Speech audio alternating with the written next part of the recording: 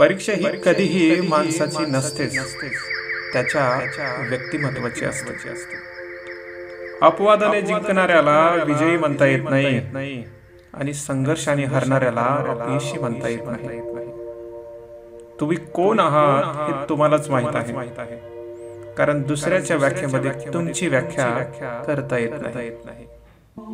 कोणतीही परीक्षा अनुकूल नसतेच बरं का, आणि अनुकूल परिस्थितीची परीक्षा घेता येत नसते बरं का.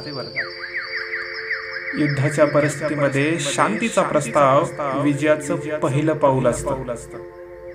त्यामुळे शांत राहून लढायला शिका.